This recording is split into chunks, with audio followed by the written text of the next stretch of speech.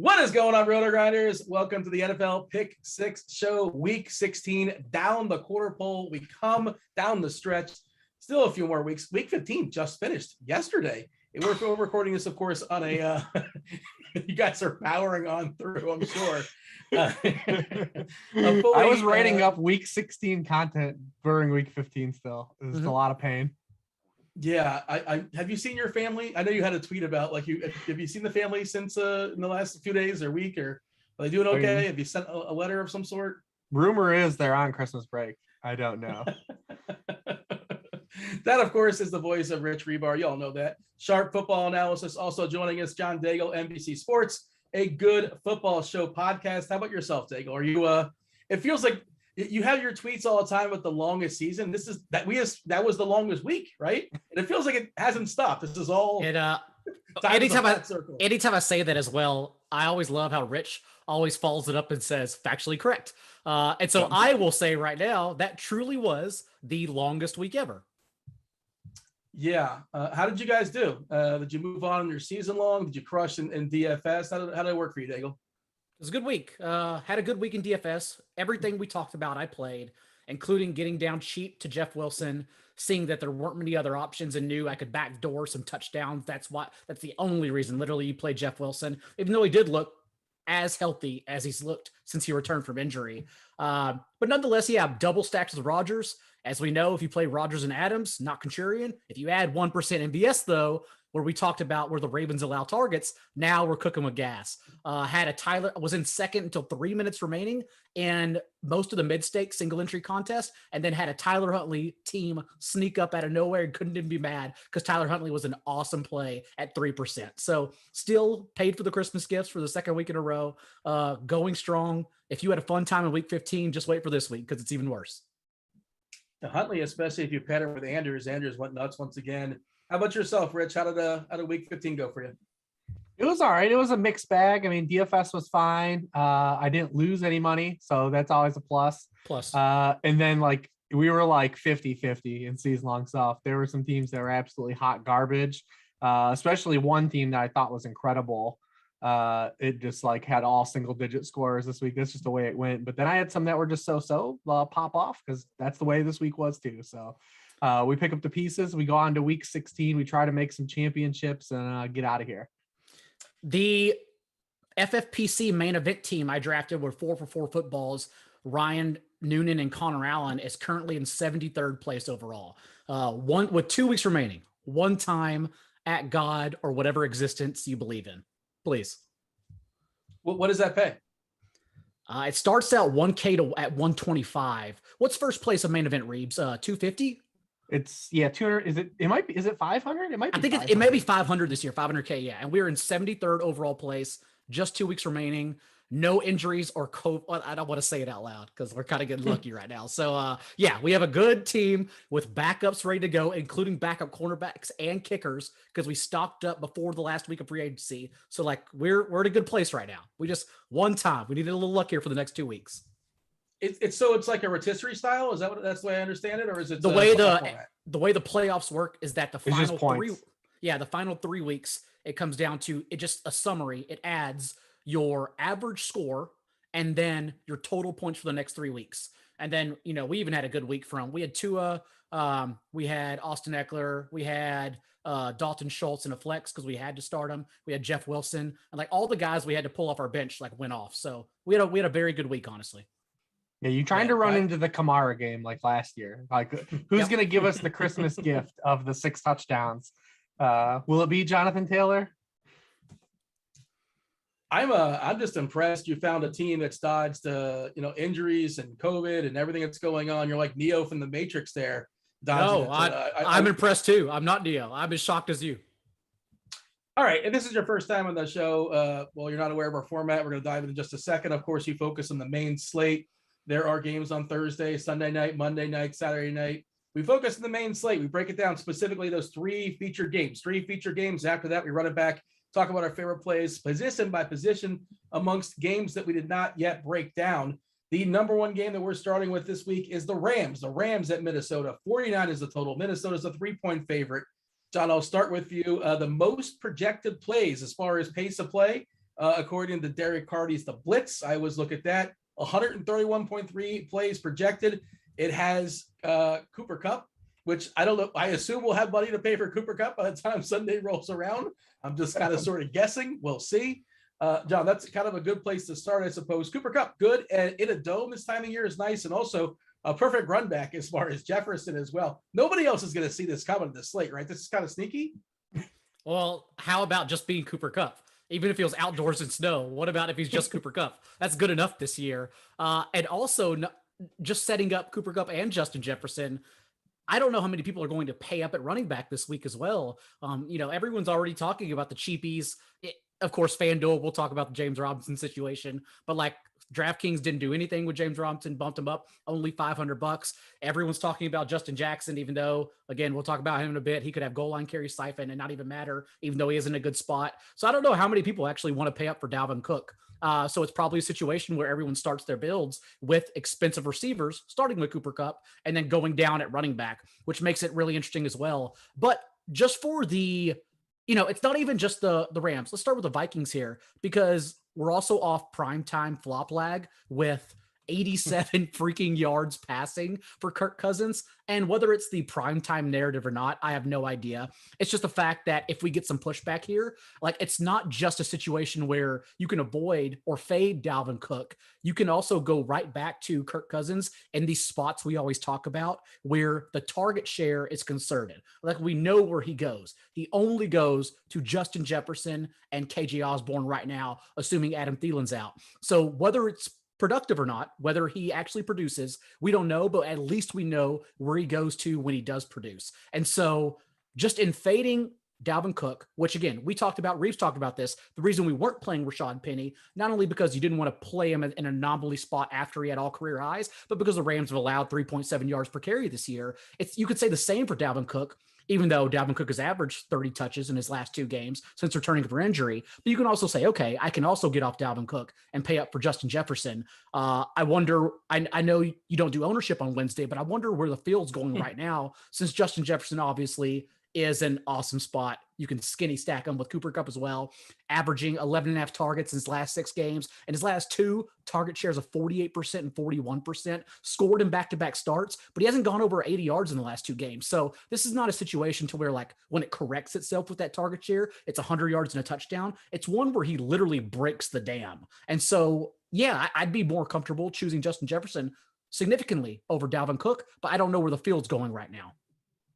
So I did run, and again, like Wednesday night, like you said, as far as running optimals and all that, taking that all into account, I capped my ownership percentage on DK at 60%. I capped my ownership on FanDuel at 50%, just get a different shuffle.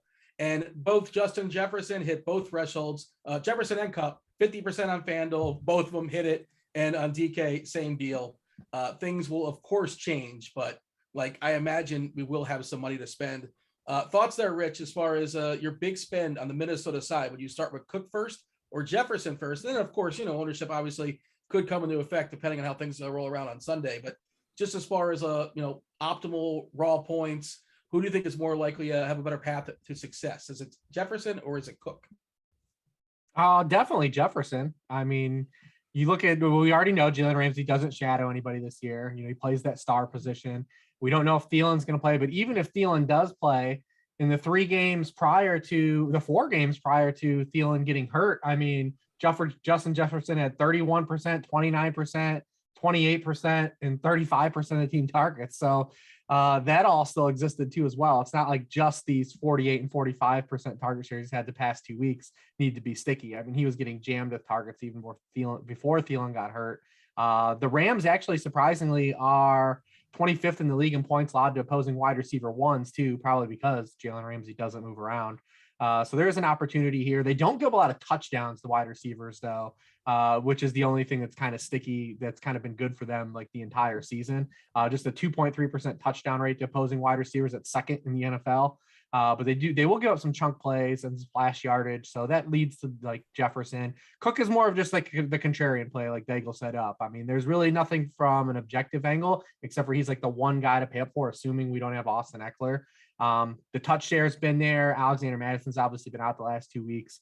But he's still a guy that's going to collect a lot of touches, even when Madison is there. So you just hope you get into the box because the Rams run D has been good. The problem with Dalvin Cook, he has the Joe Mixon kind of problem, right? Like he just doesn't catch enough passes. Like he's awesome, but like, he has 6 games this year with 2 or fewer catches. He's had more than 3 catches in just 2 games. Like he's just not catching the football like he was 2 years ago. Last year he didn't catch football a lot either. He's just been a touchdown maven until this season. But these are the 2 teams in the NFL. They're first and second in passing touchdown rate in the NFL. So hopefully we get some fireworks. Hopefully that leads to all of our play count that Cardi's got projected, and we can get a lot of fireworks through the air.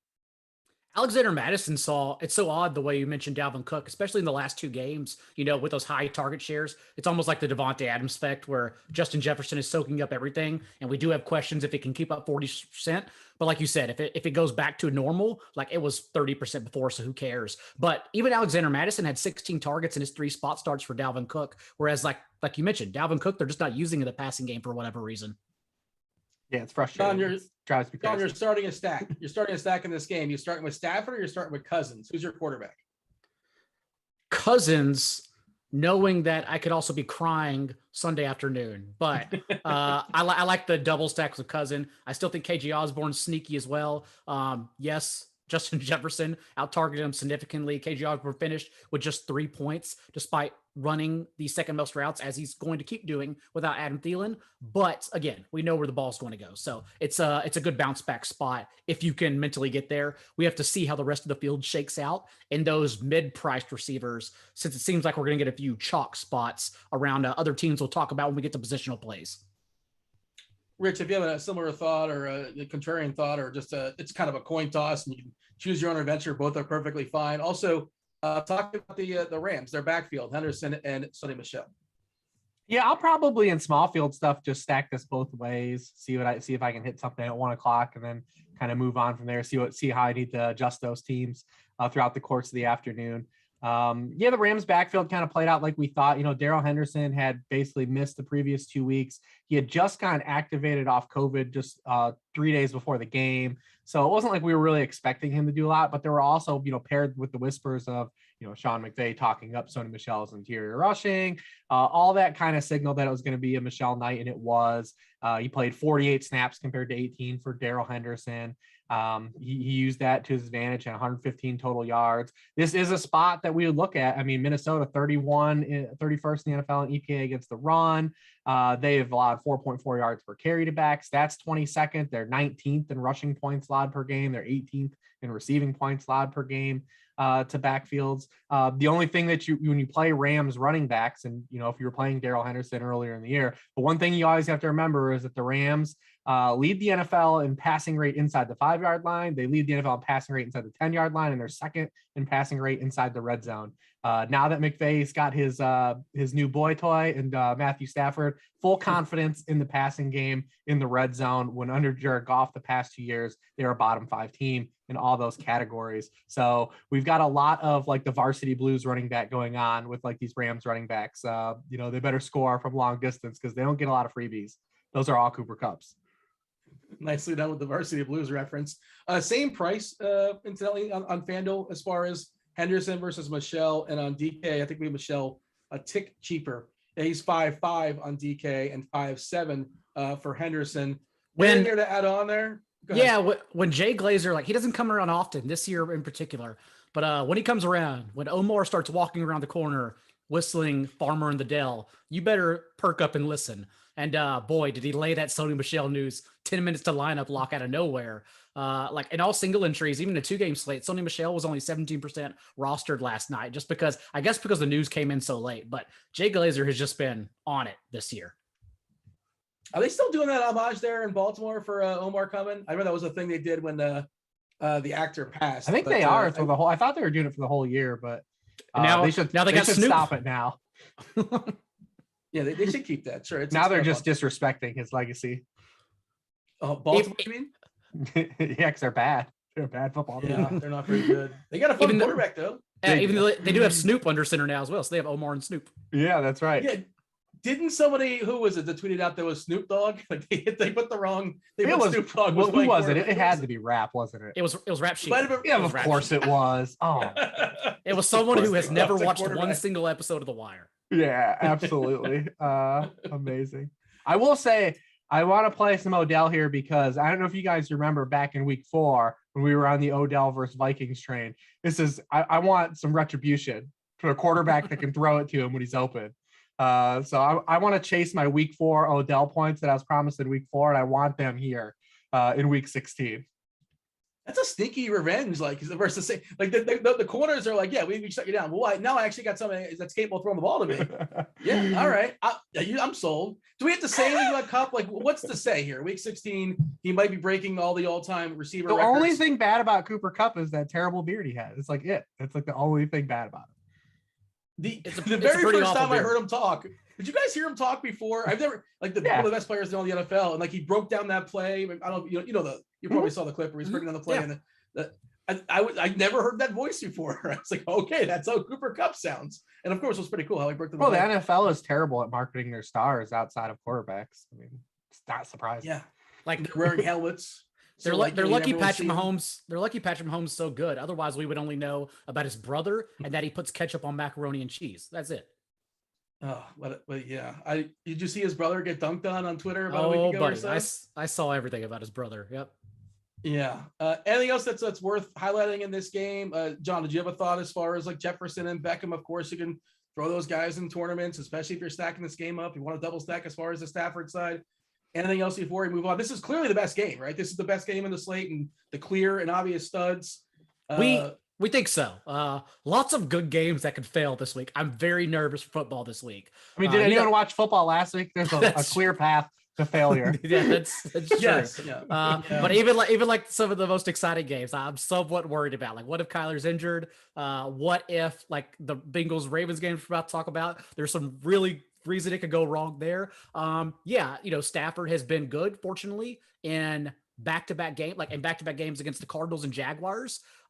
This past game, it took 3 quarters to finally get there. But nonetheless, he still got there. But yeah, hopefully he's healthy. Hopefully everything's good to go. In their last 4 games, even with one sprinkled in where Beckham was a part-time player, he's still basically matching Van Jefferson across the way. 3 end zone targets each. 14 catches Beckham has to Van Jefferson's 13. The air yards, 20 more for Beckham, aren't enough to distinguish one or the other. And so, yeah, like you're probably playing Beckham for the higher ceiling, but I do wonder if he has genuinely like only 2 or 3 points of a higher ceiling, which should then make us more on Van Jefferson if he comes in 10%, 15% less rostered, kind of like the Mike Evans, Chris Godwin situation beforehand that we always ran into. So just something I'll be watching, just seeing where their ownership goes on Sunday. You mentioned Kyler. You're forgiven. He's not on the main slate. He's on Saturday night. I had no idea he was potentially injured. I have not looked at the Saturday night slate.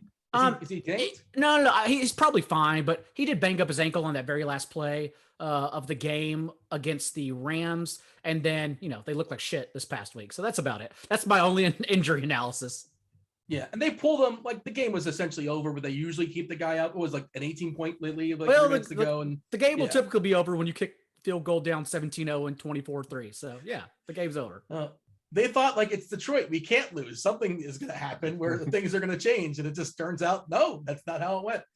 You got anything else, Richard? Or shall we move on to this? No, I think that pretty much covers it.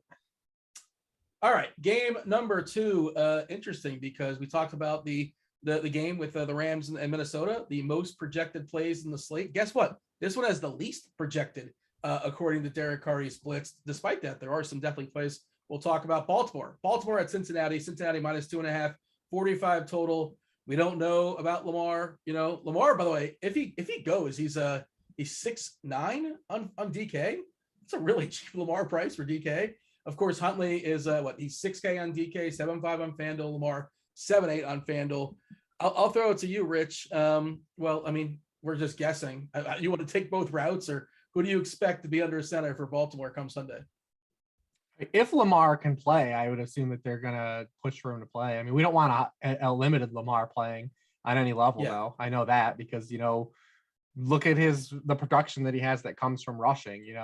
37% of his points are rushing points on the year. He's also 25th in the league in passing points per attempt. So let's not ride that train because, as a passer for fantasy, he's on par with Taylor Heineke and Ben Roethlisberger. So let's not try to live that way.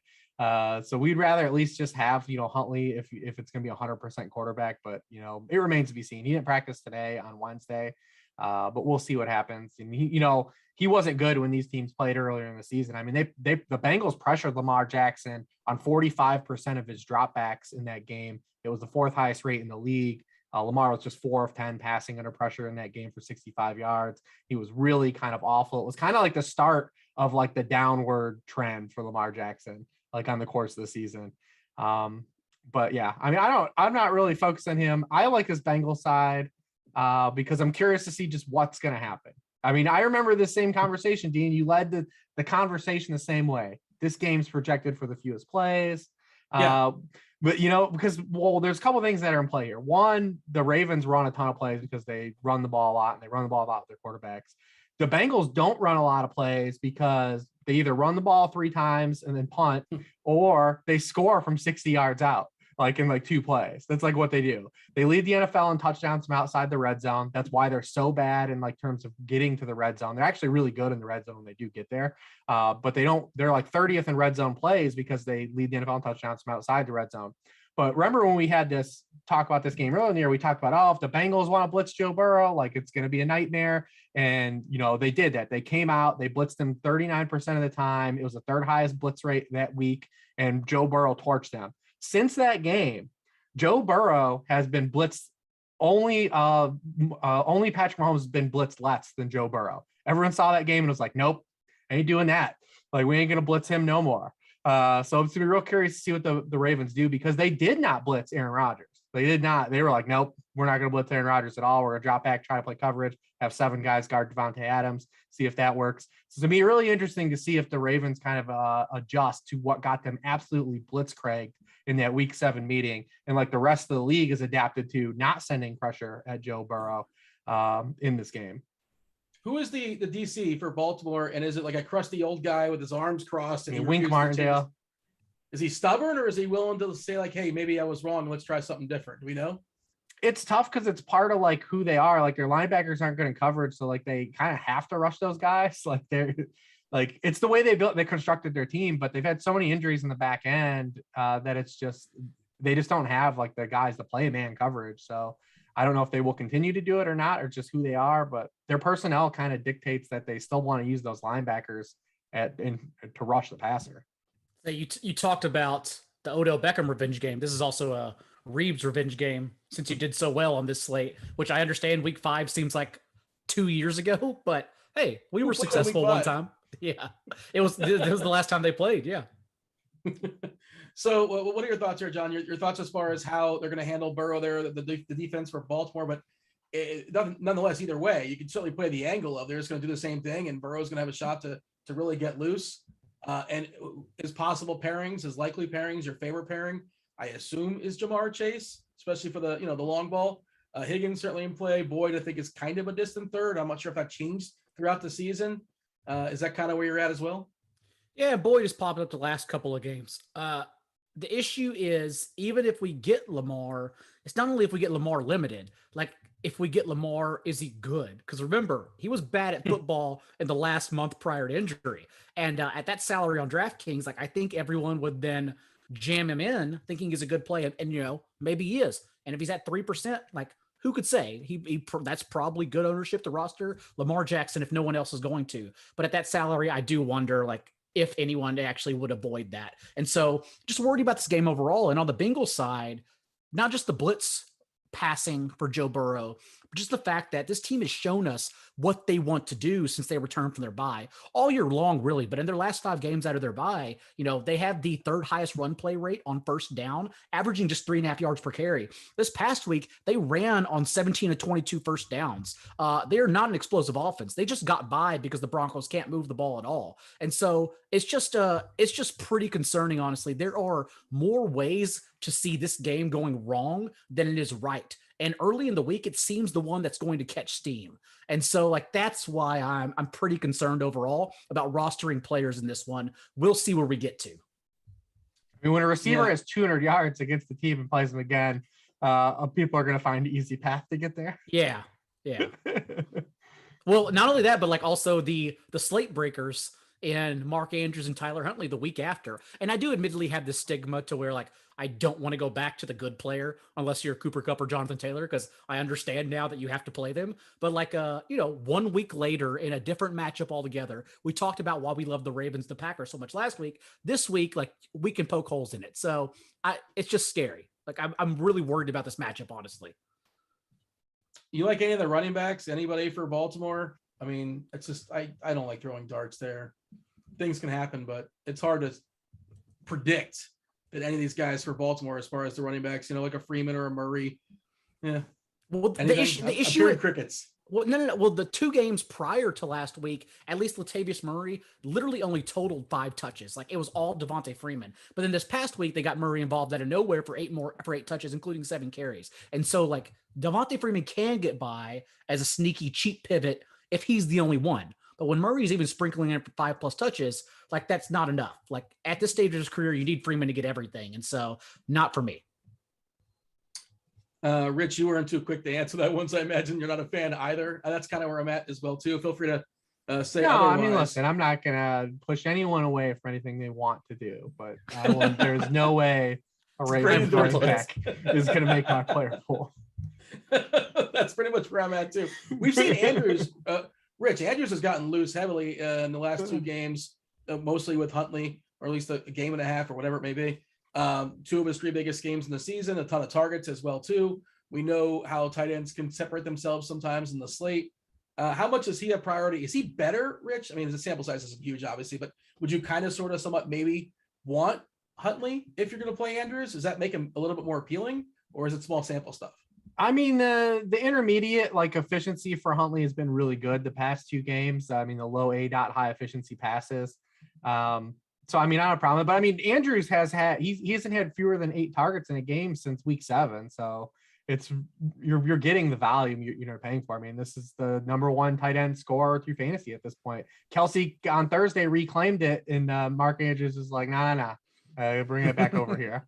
So, I mean, it's kind of, what it's interesting is, we talk about the, tight ends, but the top of the tight end position has been popping off to end this season. It's awesome. If you have good tight ends, they've been going ham, all these guys. I know Darren Waller's been hurt and, Hoxcamp, all these other guys are smashing. If you made the playoffs and you had George Kittle, Kelsey last week, Mark Andrews, these guys are delivering bombs. Gronk as well. Yeah, Gronk. Well, Gronk ran into I know it was 2 catch, but you still got 12 targets. You're going to be fine. Yeah. I mean, the tight end position at the top has been hot. John, you got anything to add as far as Andrews? No, Andrews. Fairly simple. If you play Huntley, that's who you pair him with. I understand people are going to chase the Rashad Bateman, 50 routes on 52 dropbacks, 1 catch for 5 yards. Nope, nothing against it. Not egregious. No big deal. I understand chasing it. I chased Robbie Anderson for a couple of weeks. So who amongst us cast the first stone? But, I think Andrews is still significantly the higher ceiling if you can get there, clearly. I feel like we haven't said much about Mixon. Mixon's playing in this game, right? I know he was dealing with something, but I saw a note that I guess he looked fine or good enough. He was full practice today. Shocking, actually, but full practice. They said he's going to be limited all week. And, I think he's in my pool for sure, because that's how this game screws up is Joe Mixon goes off and it slows everything down. That's what they want to do. They want to run the ball. And if Mixon's suddenly at full health, why the hell not? So, yeah, I think Mixon's a really good pay up spot. Yeah, and you say pay up, but it's not even this exorbitant price. 7.5 on FanDuel. We've seen a much more expensive than that, and 6.9 on DK. That's playable. Rich, Mixon? I don't know. I hate playing running backs against the Ravens so much, man. Fair. I mean, they jam up the box.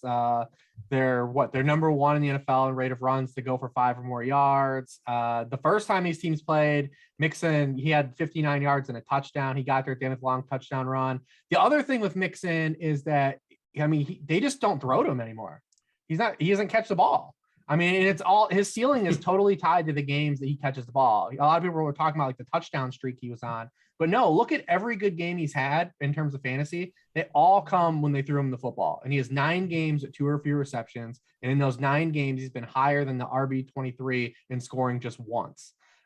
It's has been his whole career, man. We just can't get over this hump to where he's used on long down and distances and used in the passing game consistently.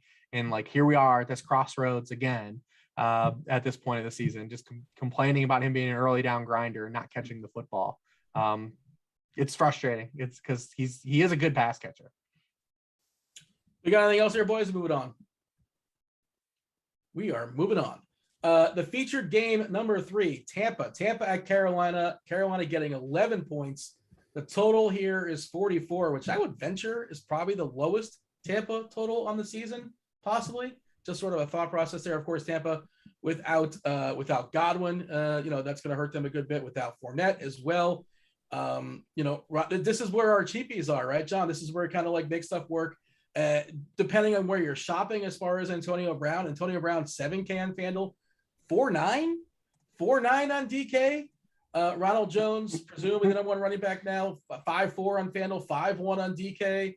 And then we have we'll start talking about Tyler Johnson and the guys like that as well too. But yeah, talk about this Tampa offense, John, and Ronald Jones and Antonio Brown season, especially. Did you say Antonio Brown was 4.9? He's 4.9 on DK. He's 4.9 on DK, which is that's. Don't worry. Don't worry. I've been frustrated all day because 4.9. You said it and like it just kind of went 4.9. Dude, yeah. James Robinson's 5.9, Antonio Brown 4.9, Ronald Jones even on FanDuel is pretty egregious considering their pricing. Like to put him at what is he, 5,100 or 5,400 on FanDuel?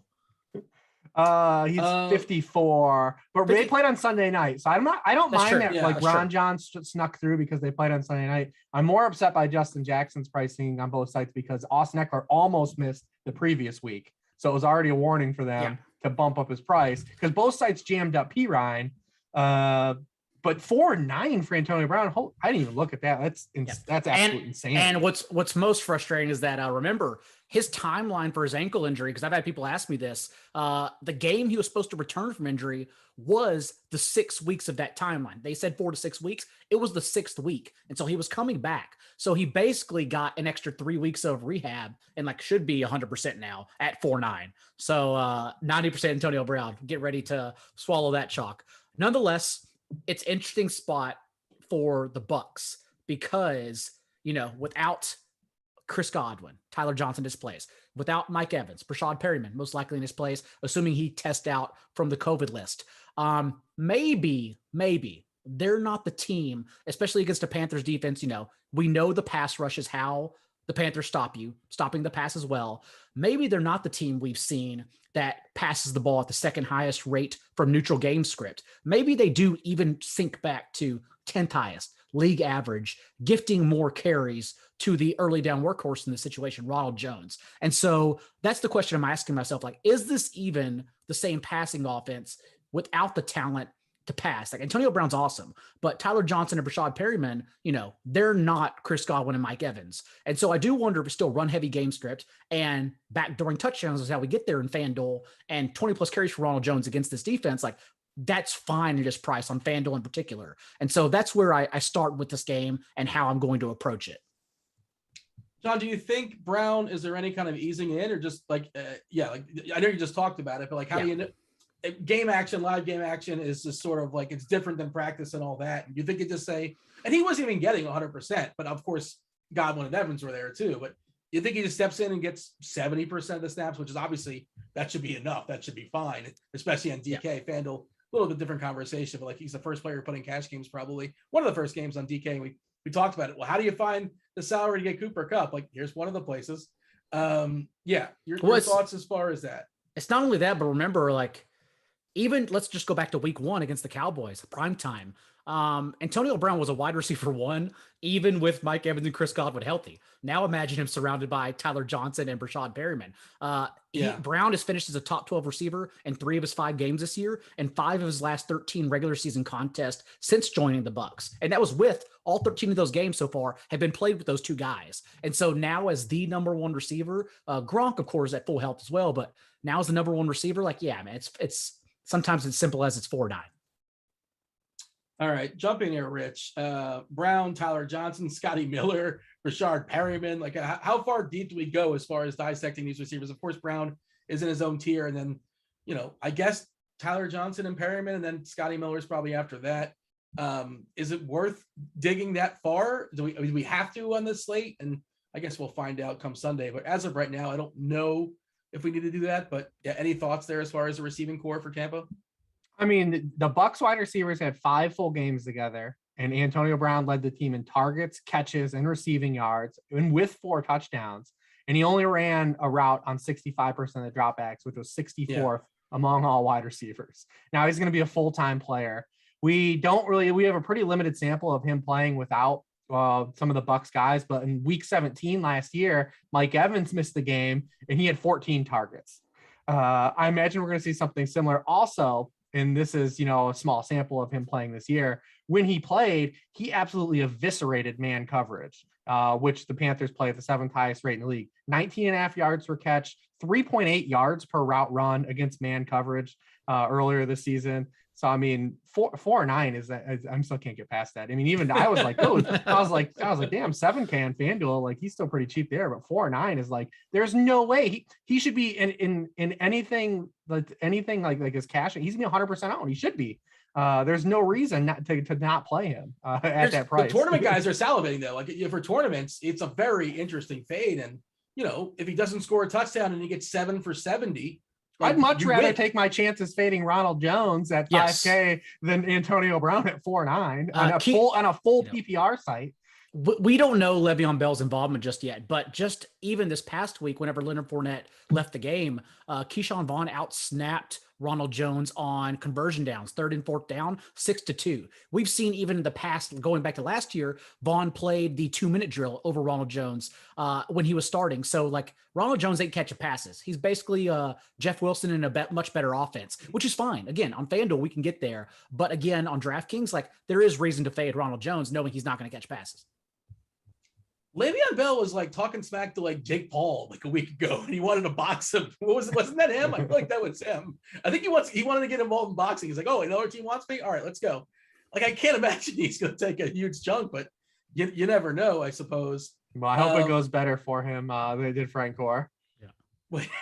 Well, then it did Le'Veon Bell. Like, boxing wise, yeah. I hope football this time around goes better than it did for Le'Veon Bell. What number is he wearing? He's got to scrap the 17. The 17 wasn't working. I wanted to make sure that was Le'Veon Bell, right? I think he was the one that was talking smack to one of the Paul brothers. He challenged him to a fight. I think you're talking to the wrong group of people. But Daigle's right though about this game could just be. I mean, the Panthers are already talking about playing multiple quarterbacks early in the week. Like this game could be. I mean, they already have a 17-point team total, and they're 10-point home underdogs. Like that's. I mean, it could be a game where they're just like the Bucs don't have to do a lot. And they're missing a bunch of guys on defense too. Levante David's not playing. Like it could be a game where they just try to get the hell out of here. I don't know, but with Brady's red ass getting shut out on Sunday night, like I don't know, he'll probably want to come out here and throw for 4 touchdowns. That was the counter, right? Oh, supposedly angry Brady. Obviously, his weapons won't be as good as their own. And he's, in theory, like everybody wants to say, he's fighting for the MVP. And he's been a greedy Gus all season long. Those 1-yard touchdown passes, those 2-yard touchdown passes, as opposed to just running it in. Does that stuff factor in? I have no idea, but you feel like he wants to bounce back, right? We can create these narratives. Rich, is that real? I don't know. Maybe, possibly. I mean, he's struggling. He's such a like lemon after games when they lose and talks to media. All his post game stuff is so different when they win and lose. I could definitely see him carrying that chip for sure, but I mean, it's hard to quantify or anything. it's the Panthers have a good defense. Like they're not terrible. Yeah. So like that's the other thing too. It's not like they can just it's not Brady can just magically say I want to throw 5 touchdowns this game and like poof it into the air. Like the Panthers are still going to like be an aggressive defense, which could lead to some big plays. But they're also in terms of stopping quarterbacks. I mean, they just held Josh Allen, got there for fantasy, but under 7 yards per pass attempt. They're 4th in yards allowed per pass in the league. They're 5th in passing points allowed per game. So it's not like they're just gonna like willingly like let Brady throw for 5 touchdowns too. The counter to that though is that Carolina's offense is probably going to put their defense in bad predicaments. Right. I mean, they're not going to do anything. The Panthers are misery. Like it's pure misery watching any of their offense. Like for the last month, it's just and it was prior when Darnold was playing too. That last. Like we had one like game, like Cam when he started against Washington was like, oh, this is kind of cool. And then it's just been darkness. Yeah, I mean, I'm not sure if you guys are following basketball, but like Joe Johnson and Lance Stevenson are back. Like Cam is back. This is like even as someone working, grinding football every single day, I feel sorry for the basketball people. Every time I look up, it's worse than football. And it's every day. Every day. World's smallest violin is playing for me, but I'm exhausted. I'm digging into basketball all day today, the last several days. Hey, you only have till June 2022. No big deal. It's been an exhausting day. Just exhausting week altogether. But again, things can be, I'm not digging ditches. I'm not complaining. So we featured this game, John, right? You picked Tampa Bay versus Carolina, but is there anybody on Carolina you can point to as a run back? This is the worst take I'm going to have. I hope y'all are ready. No. I don't, if you're going to play Justin Jackson, if everyone's going to play Justin Jackson, maybe I can get behind Amir Abdullah on DraftKings. Just in last week, we know he's a pass catching back, 25 routes to Chuba Hubbard's 14, also 4 targets in back-to-back games. Abdullah was the RB11 overall last week in PPR because that's all you need. You just need to score a touchdown. That's it. We know the Panthers are going to be from behind. Perhaps we take away Cam Newton's rushing equity for some Sam Darnold snaps because we've already been told he's going to play. And so, it's just a cheap pivot and genuinely the one I'm most confident in right now if everyone's going to play Justin Jackson. Rich, you want to? You don't have to comment. We can just move on. No one needs to talk about how bad of a play that is. I'm just letting you know. And I'm sober. This is not Christmas. I'm sober. Is that David Johnson? This play is sponsored by David Johnson, but it's not David Johnson. I will say you can't do worse. You can't do worse than the David Johnson call. So that's true. He had 10 touches in 18 minutes. I was on to something. And then he got injured. Rich, you got anything at all as far as Carolina? You don't have to say about Abdullah, but is there any player that looks like you could potentially roster them? Or it's rough, man. I mean, they're asking me to put some players on my team that have a 17-point implied team total and might rotate quarterbacks. It's real tough. Yeah, it's really, really hard. And I know people like in their scripts, they build in run backs. I'm like, I don't know if I'm going to do that. I will say though, we didn't talk about it though, but I mean, the clear signal, I believe though, that what we've seen is that with Godwin being the guy that's hurt and, Evans might miss too, but with Perriman coming back, it might throw a wrench and thing. I do believe Tyler Johnson will play the slot. He played it all last year when Chris Godwin missed, and he's built to play there. The reason he struggled when Antonio Brown got hurt is because he was playing out of position. Like he can't separate, like he can't get open. So like he's built to play inside the slot. I do believe he's the guy that will get the biggest bump of the ancillary jabronis that get the uptick here. If you're picking amongst Johnson, Miller, Perriman, and Darden, Johnson's your favorite. Yes. Right. But Gronk should get an elevation, right? We kind of touched on and mentioned him in passing. How much do we prioritize Gronk? Is he, I assume he's not going to be hiding on the slate. Does he become more appealing for you, Rich? Yeah, I mean, we don't have Kittle. We may not have Kelsey. So we're down to Andrews and Gronk, and there's a clear, pricing. There's a salary cap there. Well, there may not be a salary cap this week. I don't know. Especially because everyone wants to play Noah Gray. Maybe pricing doesn't even matter this week. But I mean, Gronk's a different player than what he was last year. This guy's playing full time. He's getting a ton of targets. He's running those deep crossers and those overs that we like. I mean, last week it just didn't happen. I mean, you'll take 11 targets from Gronk anytime you can get them, no matter the results. So if we can come back and get close to another double-digit targets with a guy that has that much touchdown equity too, why not? All right, let's move on. Before we talk about our favorite players position by position, I do want to thank our sponsor, Jock Market. Stop throwing your money away. It's time to check out Jock Market, the app where daily fantasy becomes a stock exchange. You buy and sell shares of players in real time for real money. Download now for a 100% deposit match up to $50 using the promo code Grinders. Now get this, if you do not turn a profit this week, Jock Market, they're going to cover your losses in your very first event. Download Jock Market in the app or Play stores. Check out jockmarket.com. That's JOCKMKT.com. Use the promo code Grinders, GRINDERS, for a 100% deposit match up to $50 on your first deposit. By the way, before we do that, shout out to, we're going to talk about position by position players, but shout out to those that partook in our chat on YouTube. Hit that like button if you're watching us on YouTube. Thanks for sticking with us week 16. I asked them, I said, we talked about good, bad movies. And I besmirched Saving Silverman. I said I actually like it as a good bad movie, but Rhino says I love this show. But if I ever hear Saving Silverman labeled as a bad movie again, I'm out for good. So I don't know. I don't know if Rhino's still with us or not. But And remember, I corrected you. I said no. That's actually a good movie. And Matt had a chalk answer too. Favorite bad movie, good bad movie. Is that just a good movie, or is that a good bad movie? Roadhouse. That's a good movie. Okay.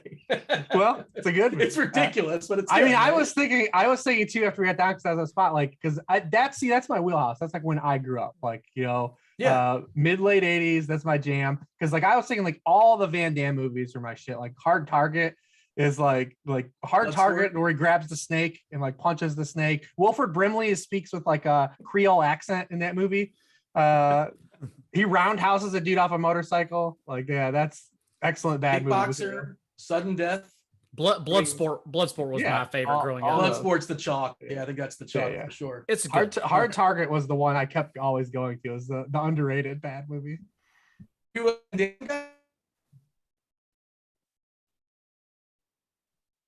I just want to make sure it wasn't my internet. That's okay. There we go, Dean. You're back now. Am I back? I was asking, Rich, are you a Van Damme guy or are you a Seagal guy? If you had to choose. I was more of a Van Damme guy, but I didn't mind because, Seagal was always breaking someone's forearm every movie. Someone was getting forearm broke in Seagal movie. But remember, what was Sudden Death with Van Damme where he became the goalie? He kills the guy with the chicken bone. He kills the guy with the chicken bone in that movie. He had to find a bomb in the hockey arena. And his way to get on the ice, I think, was to be goalie because you can't wearing a mask. But he was like a minor league goalie too. Like he had like a back. It was like his moment too. Like it was. Is that true? He was like, isn't that not? I mean, I may be wrong. I believe part of the thing was he was like a failed goalie too. So like it was like his moment. Like he got to make the save and then made the legitimate save. How convenient! Like that just works out like that. John, you want to add to this conversation of Seagal versus? I'm just enjoying. I'm just listening. That's it. I didn't watch much Seagal. I don't know why. It just never crossed my path. Was more or less just Van Damme for action movies. What was the movie Seagal made with DMX? Oh, not Play It to the Bone or something to the bone. Something I need to watch. Cradle to the Grave. Apparently, Cradle to the Grave. Cradle to the Grave.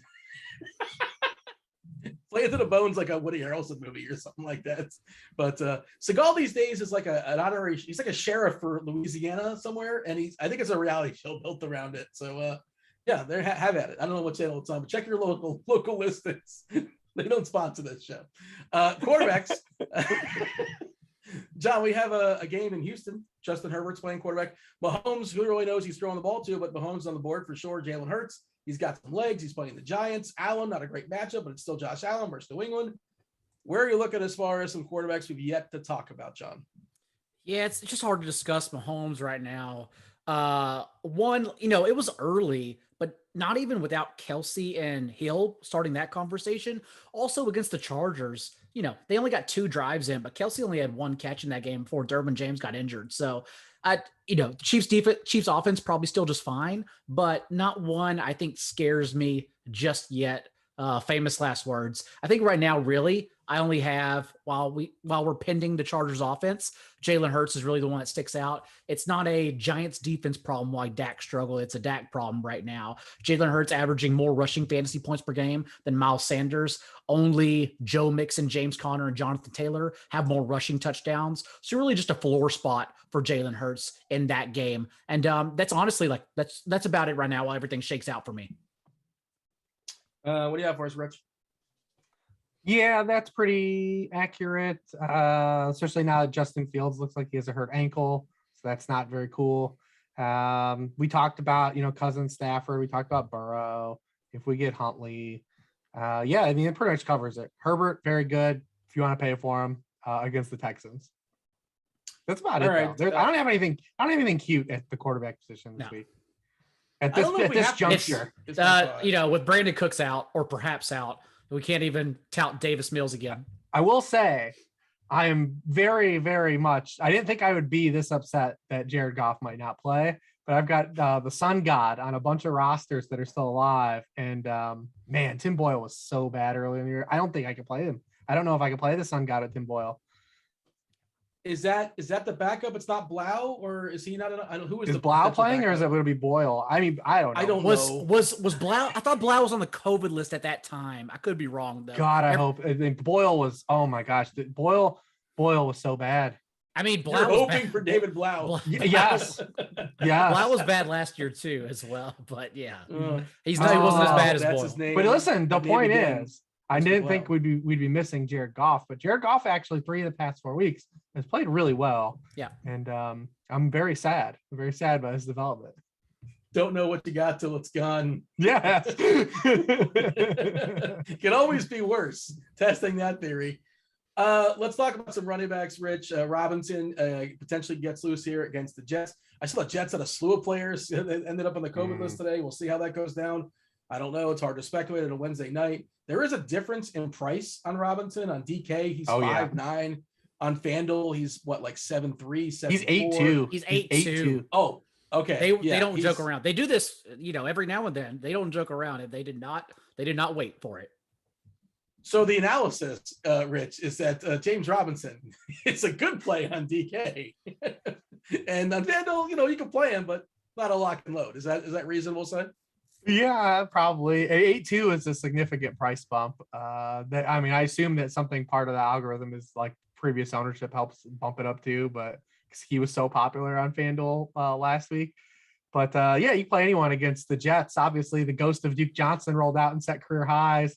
The same thing. Daigle danced around Justin Jackson a few times. But we just watched the Rashad Penny have the best game of his life against Houston, and then the following week, allow James Robinson to get there as the chalky play. Like, some of these defenses are just so damn bad right now. The Jets are just lost on defense now. They're potentially going to have COVID go through this defense.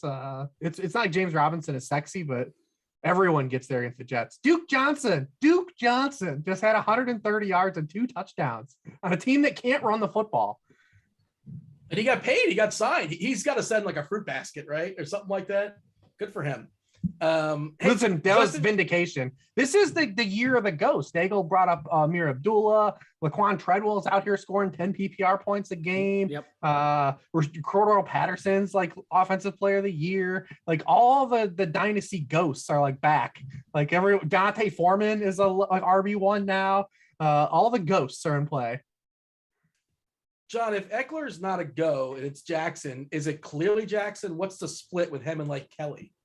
It is clearly Jackson between the 20s. I'm worried that Josh Kelly, even last week in outrunning Jackson 2-1 inside the 5-yard line, like is going to siphon goal line touches, and then everyone will be upset about it. And it's like, no, we've already seen the evidence that this is what's going to happen anyways. And that, like I said, that's not saying Justin Jackson's not a good play. It's just a concerning good play, since if Eckler's out, he would clearly be 30-40% given his salary, a little bit higher on FanDuel, but his salary on DraftKings to be 4.2, I believe, fairly cheap. Everyone would go there. Just like we saw, and we guessed it right, that Michael Carter being that price would get steamed, because that's just what everyone tries to do. So yeah, I think it's somewhat concerning that he would get out of hand. Who else do you have on your list, John? CEH, we'll see what happens with Kelsey and Hill. I think CEH anyways is a good play just to have his most snaps and highest backfield touch rate since week 1. So maybe he gets involved a little more. That's what happened anyways in the passing game than Darrell Williams' pass game. Maybe that usage sticks. It could have been just because it was an anomaly game. But yeah, I like CEH quite a bit as a pivot, even if Kelsey and Hill comes back. That's kind of a way I was leaning against this Steelers defense that now we've seen, it's not just back-to-back games. It goes back all the way to 6 games. We talked about Foreman last week as we try to attack running backs against their front 7. Miles Sanders is still interesting. Yes, Jordan Howard could come in to put it away. We saw that on Tuesday night where Sanders out-touched Jordan Howard until the fourth quarter, 20-6, and then 29 till the final drive when Howard iced the game with 6 carries on the last possession. But, to get to that point for Howard to come into the game, you still need someone to score touchdowns. Now, that hasn't been Miles Sanders at all this year, in fact. But, if it's Jalen Hurts can't score like every little bunny touchdown. Also, like what happens outside the 5-yard line. So really, we're just hoping for touchdown regression, knowing Sanders has had 20 carries or at least 20 touches in back-to-back games.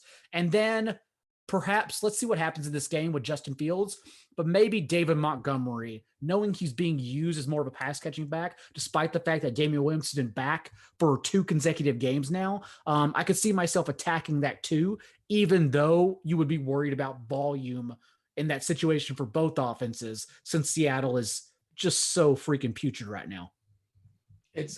Where's Wilson going next year? I'm saying Denver. How about that? No, New York. Let's go New York. He's going to the Giants. Does that work? Everybody go with that? Is he still good? Do the Giants want Russell Wilson? Is he just bad now? They don't even have a GM yet, so that's true. Yeah, it's a mess. Like Carroll or Russ, one of them has to. I would get rid of Carroll just because he's living in 1970 or so. But as far as his football, whatever. I don't want to go on a whole rant. But hey, Rich, give me some running back thoughts here. And the one that's interesting to me, and I don't know what to do with them because they have not been giving him a full allotment. There's a line I remember seeing it was a week or 2 ago talking about like easing it back on the veterans. We saw him just chilling on the sidelines a couple weeks ago in the fourth quarter. You know what I'm talking about? It's Cordell Patterson. Like in theory, this is a good matchup versus Detroit, but how much of a chunk is he going to get? Like if they give him 2/3, does he need 2/3 against Detroit? I want thoughts on Patterson, Rich. Well, last week everything went back. He bounced back up. He went up to 62% of snaps, 62% of backfield touches. It was his highest rates in a game since week 7. They just did nothing in the game. So it was if he's gonna get that kind of usage, I'm more intrigued. Again, I hate to keep calling back on all these running backs, but like, why the hell did they stop throwing the ball to him? He only had 2 catches though. He now has 10 catches in his past 5 games, 3 or fewer catches in each game, after he had 5 or more catches in 6 of his first 8 games of the year. That's the guy. Like Patterson was like, he's turned into like a full-fledged like running back instead of like the Swiss Army knife that he was early in the season. And we want the other guy back. Bring back the guy that was successful. It still looks so weird. Like with 84 out of the backfield all the time, and this just always looks strange to me. What do you have as who else is on your list there, Rich? Did anybody that John not cover? Anybody you want to double down on? Yeah, Montgomery's fine. CH is cool for a couple of reasons if they have to like acquiesce and like go more of a running game. Because the other thing too that we have to remember with guys getting cleared, because I know it's like the new thing now, because now guys can get cleared. But remember, if we've seen this happen with a few players, Myles Gaskin being the latest, you were sick. Like if you come off, like there's like not only we saw with Amari Cooper, like these guys don't always come back 100% like that week. So like it's not like Tyreek, if he's able to play, or Kelsey's able to play, it's still not a given. It's the version that like they're apex. So it's just another wrench to like throw into things in this this whole paradox of trying to figure out what's going on. This NFL season is just a new wrinkle now. But we've seen now with multiple players that when they come off the COVID list, they aren't 100%. So it's different for every person. Also, the Steelers lost another defensive tackle in Chris Wormley last week, so it could be even worse for them. They've given up 907 rushing yards the last 5 games. Very much not your grandfather's Steelers defense right now at all. I like Montgomery just because you can run skinnies with him. We only have 2 more weeks to play DK Metcalf. I'm gonna go down doing it though. How many, like, it's every week. He should have 150 yards in that game last night. Mm-hmm. Like Russ is killing us, absolutely killing us. But you can just play Lockett again too if DK ends up being the cool kid play. But you can play skinnies either way with Montgomery and Seattle de facto receiver you like. You got a thought, John? No, Rich is just about dead on. You saw it last night in prime time. Everyone rostered him, knowing he had the second or third highest ceiling among all wide receivers at a cheap price across both sites in that game, and just didn't happen. And now this has been, a touchdown call back, an end zone target that Russ missed last night, wide open 2 times, I believe, that Russ overthrew him. It's just something. It's a variable every single game now. 2 weeks left to go down. I was watching G League basketball in the NBA instead of watching the Seattle. I mean, I would love to shade you. I would love to shade you, but did you watch any NFL this week? It's not really I watched the Red Zone. I was all with the Red Zone, of course. It was a pretty bad rule. Listen, was the Red Zone just tumbleweeds this week? It was the fewest amount of touchdowns scored on a Sunday with 10 or more games in 30 years. It's been rough, man. And then I literally, it's like people say, I literally fell asleep during the Tampa Bay game at night. It knocked me out. That game was down. That game. I just started working on Sunday night. I was like, screw this. I had the Ravens Packers, so like I was getting ready, gearing up. But every other football game, yes, there were only 9 players that did good, and like the person who won the Millie Maker just happened to roster those 9 players. That's it. Incredible. I did see that the ratings are still strong, or the Minnesota Bears game was like the highest rated game in like 15 years or so. Thank you, gambling. Thank you, DraftKings. Yep. Thank you, FanDuel. Thank you, Caesars. The ratification of gambling across the country. 87 freaking passing yards. Like, how do you reach that point? We had 2 quarterbacks win last week because Wentz threw 50. They won with 50. He threw 57 yards. 5 completions. And they won. Cousins won. So we had 2 quarterbacks win with fewer. 2 weeks ago, we had a team win with a quarterback threw 3 passes. This is the NFL. This is the NFL now. This is not a great product right now. It's bad, man. It's flat out. It's really bad. Yeah, I hope it bounces back. I hope it gets better soon enough. All right, people. Let's talk about. There are people clamoring, saying that once this product is gone, like after the Super Bowl, that we're all just gonna in 2 weeks we're gonna be wishing we had more football. Let me tell you something. I will not be wishing I had more 2021 football at all. I haven't watched Succession yet. I haven't watched Hawkeye yet.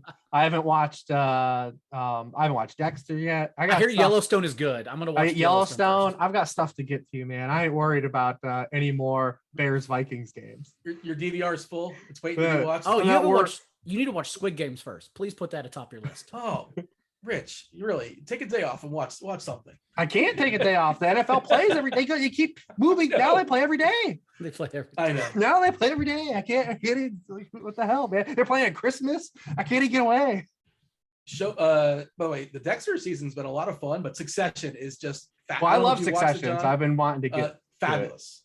I highly recommend. I've been trying to avoid spoilers like crazy, man. It's rough. It's rough in these streets. I went Twitter dark for 3 days because I was behind, but I finally on like a Tuesday or a Wednesday afternoon, I finally knocked it out and it was worth it. Do your best to avoid those spoilers. All right, let's talk about some receivers. Rich, you can throw some dudes out for us. You mentioned Metcalf in passing. It's been a lot of fun for your roster. Your boy Amon St. Brown, 5'6" on DK, 6'5" on FanDuel. Deontay Johnson, he didn't get his 10 targets this week. Presumably he'll get those bouncing back versus Kansas City. Who's piquing your interest here as far as the receivers? Well, I don't know if you guys heard, but there's a Hall of Fame wide receiver on DraftKings for 4.9. Can't get over that. Play that guy. I do think the Seahawks guys are interesting just because I don't think anyone likes to play the Seahawks guys and they're playing the Bears and it could be just like a slog. But I mean, Chicago, they're 28th in the league in completion rate on deep throws. They're 32nd in points allowed per attempt on those passes. They're allowing a league high 9.1 yards per target to opposing wide receivers, a league high 7.7% touchdown rate. I think both those guys are in play. Pick your poison. We know they don't ever do good together. You could run it back with Montgomery in your skinnies that way. I don't know who else is even playing at wide receiver. Oh, Russell Gage has been pretty good. You can play him still. No problem with him. I don't know. Throw some other names out there. I had Russell Gage written down. If everyone is going to go Gabriel Davis, I actually kind of think if you need to save that Isaiah McKenzie's interesting Remember, it was week 17, but last year without Cole Beasley, McKenzie played a season high 90% of snaps, led the team with 8 targets, and had 2 jet sweeps, so a high floor, scored 2 receiving touchdowns in that game as well. Yes, Josh Allen has been miserable for his career against the Patriots. Bill Belichick has had his number, 55% completion rate, 6.6 yards per attempt, but McKenzie, like a team that doesn't want to use a running game anyways, they did so against the Panthers, but they don't want to do that. Like, McKenzie has a pretty high floor for a sneaky cheap play. John, I'm not sure if you're prepared for this terrible question, but again, this is kind of an if fan, and like the Kansas City receivers on DK, Pringles 3.3, Hardman 3.5, Robinson 3K, of course, pending what goes on with Hill, what goes on with Kelsey to some degree, or a lot of degree. And then if Brandon Cooks doesn't go, we have Nico Collins at 3.4. Are we interested? Like, what can we say on a Wednesday night? Do you want to speculate or just kind of throw them out to the ether and do what you want with that? I know people are going to be interested in Mecole Hardman and Byron Pringle, assuming they promote Mecole Hardman. I don't know if they would or not, but remember, he was being used. Like, he had the second most routes in the team in their first 8 games before he got demoted before their bye. And he was only averaging 4 targets per game because as an NFL receiver, you still have to earn targets. And it's just something, even with the extra opportunity, he literally has not been able to do in his career just yet. And he's still very young, but not a player I'm excited about. Byron Pringle hasn't flashed a ceiling as well anytime he's been given a chance. So that's why CEH to me is really interesting, because while everyone gravitates towards the cheap receiver pivots, I would just go the running back, and I think that's the better play overall. And Nico Collins, I guess, sure. As someone who played Nico Collins on DraftKings last week, because I did get on Davis Mills, who finishes the QB 10, I believe, by the way, on the week. Until that monsoon, it was pretty fun, honestly. But is someone we need? Like, sure, you can get the targets down below, since we would assume he's going to take Brandon Cooks targets, but also look back to even Cooks' 22-yard touchdown. Like, that was a screen that Cooks wormed in between tacklers. Like, Nico Collins can't do that. So I don't know. It's not like not the same type of targets. Nico Collins also was hurt, only ran around on 55% of the dropbacks. Got to monitor him, make sure he's full strength. Also on DraftKings, like, if you're messing around with any of those guys, why not just play Laquan Treadwell at 3.5? A dude that's actually getting targets and has gotten there the last 4 weeks at that price. It's not like he's getting there in totality because he's still attached to Trevor Lawrence. But he's 3.5. Like, if you're going to go 3.3 Pringle or 3.4 Nico Collins and just hope to get 9 targets, why not just play the guy that's getting the targets at 3.5? I played Marvin Jones, and knowing Laquan Treadwell still was the guy, I was like, maybe there's a usage change. Little did I know that Darrell Bevel wouldn't even be calling plays. It would be Schottenheimer. So although there was a coaching change, there was not really a play calling change. Schottenheimer's the reason, he was fired in Seattle for a reason. So yeah, it did not go well with Marvin Jones. Rich, well, that game too, that game had a crazy 2-quarter downpour. Then the passing game just died for both sides. No one could throw downfield for the remainder of that game. It was gross. It just got real gross. Because I bet the over in that game, and I had to sweat that thing out until Cooks bailed me out at the end. Rich, any tight ends that jumped on the page for you this week? We talked about Andrews. Who knows about Kelsey? We'll see. Stay tuned. I mean, you're not even want to hear the first name that's hitting optimals right now in DK at 30%. He's failed us so much this year. Yeah, Kyle Pitts, right? I'm so tired. Listen, only 2 more weeks to play Kyle Pitts. Get it in. Get that. Try to get that second touchdown in. The first drive of the game, the 49ers, Jermichael Hasty fumbles the kickoff. The Falcons are going in to try to punch this thing in, and the first pass they throw in the end zone goes to Lee Smith, and I'm what? This team. And Pitts was blocking, right? Pitts was in the field of blocking, correct?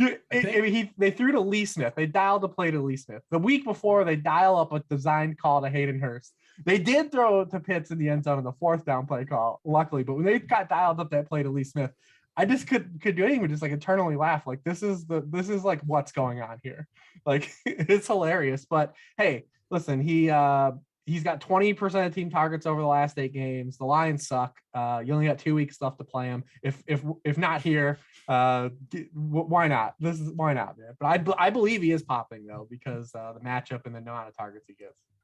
Yeah, I'm gonna check FanDuel in a second, see what they have over there. Pitts as well on FanDuel, of course, because why not? Conklin right after is the second guy for what it's worth. And again, this is Wednesday night. Who knows? Stay tuned. John, tight ends. Do you have a thought on Pitts? Are you? I'm beating him beaten down. Playing him is just too much.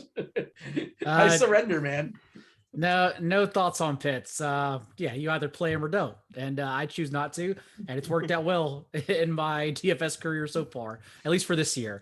Goddard got the Tuesday night price bump, so even after back-to-back career highs and receiving yards, elite usage nonetheless as well. Like Goddard at 5.9 on FanDuel, still pretty freaking cheap for his ceiling. I imagine that's where a lot of people will go. And then let's see how the COVID thing shakes out, but the unfortunate Donald Parham injury, not to mention like Jalen Guyton missing, maybe a little bit of Jared Cook here mixed in as well.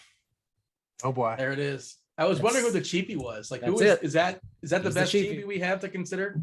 I mean, it is the Texans. Like, for all the reasons we're playing Justin Jackson, why the hell am I not playing Jared Cook? It's week 15. No, week 16 actually. Yeah. Is there a backup tight end on Kansas City we can put just in the conversation? They're going to play Noah Gray, and it's not going to go well. Having said that, I will say he is the only other tight end. They don't even have another tight end on their practice squad right now since Jody Fortson, who beat out Noah Gray initially. Remember, they were healthy scratching Noah Gray because Fortson was an actual red zone threat.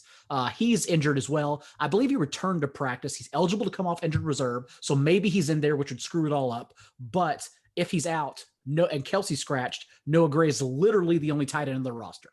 Is the Belldozer not COVID list? He's a kind of fullback. I didn't see that. COVID list. I missed that one too. He's also more of a blocker. The thing about Noah Gray too is that Duke he ran 72% of his routes as a senior out of the slot, so he wasn't even like a real tight end. So, I mean, it does make sense. He's more of a receiver.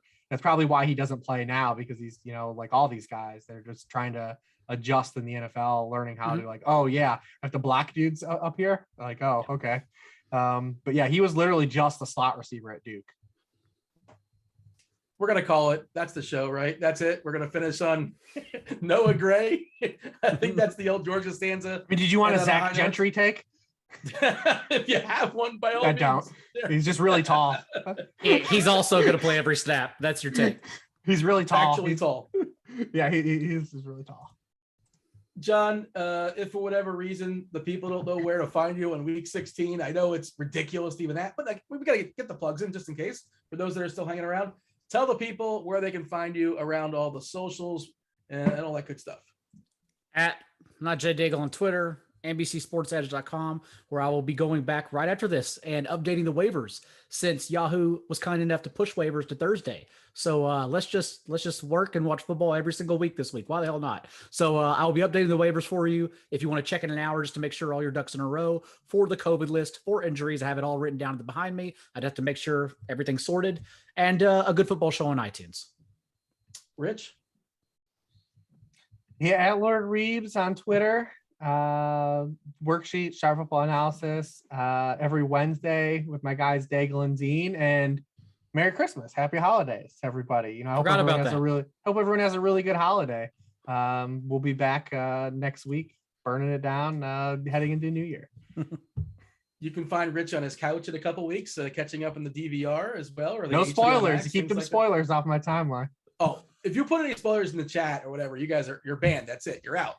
One strike. It's a one strike rule. I've unfollowed people that dropping spoilers live. Like, you really have to say, like, oh, what a great survivor. Like, you have to take that out there. All right. Yeah. Merry Christmas on that note. Happy holidays. If you're traveling, safe travels. Everybody stay safe. That was the NFL Pick 6 show, week 16. Rich Hribar, John Daigle. That was football. I was Dean. Rotogrinders. Hit that like button. We're out of here. Holler.